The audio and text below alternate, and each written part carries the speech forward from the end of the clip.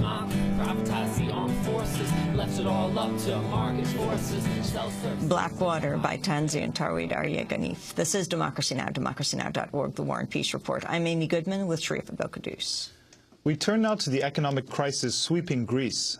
The European Union and International Monetary Fund have agreed to a $146 billion bailout after Athens committed itself to years of austerity measures.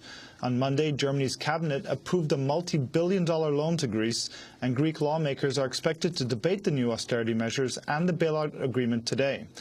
Greek Finance Minister George Papakonstantinou urged Greeks to bear with the sacrifices they'll have to make, but added that the Greek government had no other choice. No doubt that this program we decided on is a very difficult program. It causes reactions because it hurts everybody. It hurts people that are not even responsible for what happened. It hurts civil servants. They see their wages being cut, pensioners who see their bonuses cut. It hurts everybody, actually. But it is the only plan that can exist at this moment. The choice is simple. It's this program or a dead end. Meanwhile, Greek government workers plan to disrupt flights and shut down hospitals and schools as protests escalate after 30 billion euros of additional wage cuts and tax increases were unveiled this week. Earlier today, demonstrators unveiled banners across Greece's best-known monument, the Acropolis, to protest the austerity measures. We want to protest, with today's symbolic move, our opposition to the government's plans announced on Sunday. We believe that this is a time of responsibility for workers and young people. We have to be united, workers and young people, to fight so that these measures do not pass. We have the ability to fight the measures and make changes that suit us. For more on the bailout in Greece and the impact of austerity measures, we're joined now by Kostas Paniatakis. He's been closely following developments in Greece and is Associate Professor of Sociology at the New York City College of Technology at CUNY. We welcome you to Democracy Now! Lay out what's happening. Yeah, basically you have a new government. It's imposing the austerity policies that it ran against, and this is an attempt to solve the crisis on the backs of ordinary Greeks.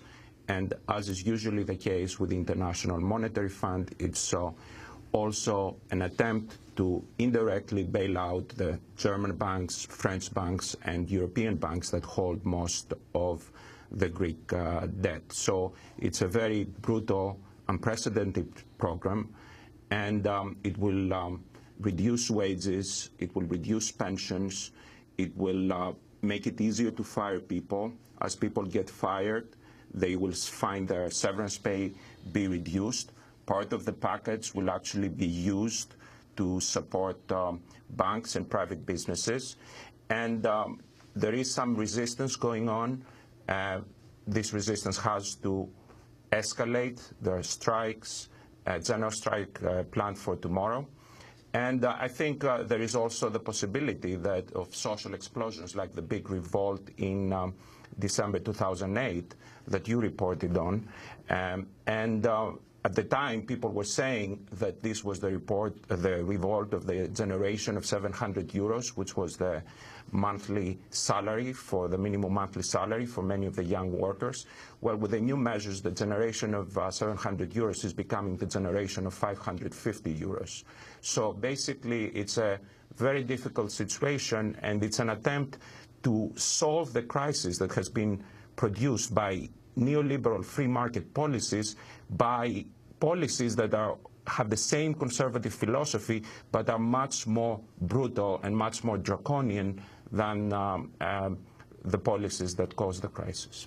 And the mainstream press reporting on this, I mean, the New York Times has called, used the word many times, the profligate Greeks, the irresponsible Greeks. Talk about that coverage, and also about the response. These austerity measures, you say, are more brutal than the response to the crisis here in the U.S. Yeah.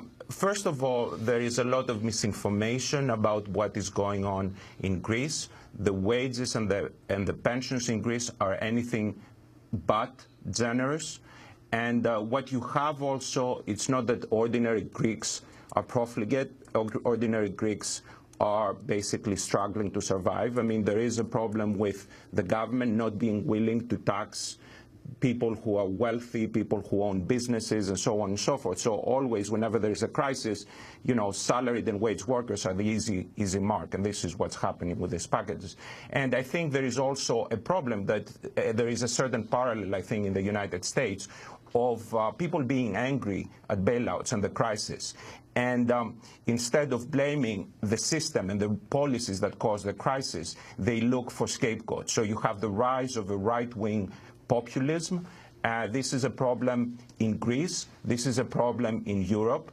And oftentimes Greeks are, you know, the way they are portrayed is basically, Greeks are being racialized within Europe. And the same is likely to happen in Southern Europe as well. So there is a new rift that is coming up, and it is feeding this kind of scapegoating that we see in the United States.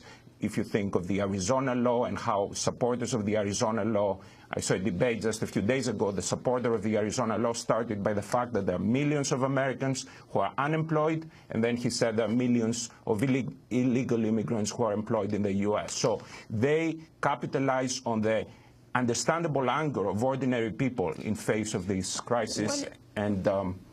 What is your assessment of how the Socialist Prime Minister George Papandreou has dealt with this? Well, I think you know, from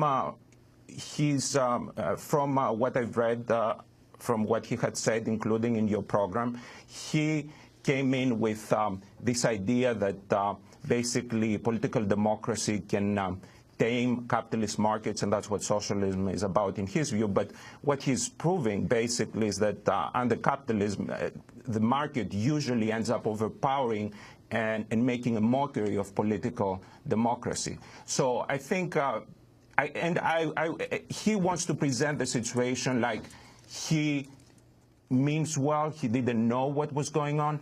But, you know, that's what every Greek government has said. The conservative government, when they succeeded the socialists, they started out by saying the socialists were cooking the books. And the socialists were cooking the books with the help of the Goldman Sachs.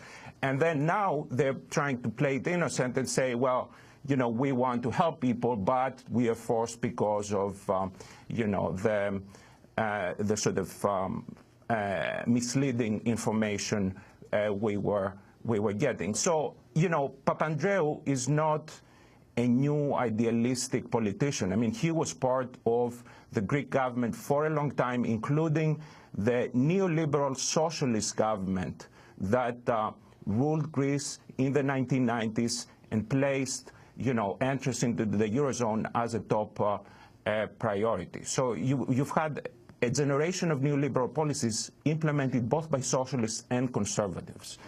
We want to thank you very much for being with us, Kostas Panitakis, Associate Professor of Sociology at New York City College of Technology at the City University of New York. This is Democracy Now! When we come back, well, it's the 40th anniversary of the shootings at Kent State. We'll speak with the sister of one of those killed. Stay with us.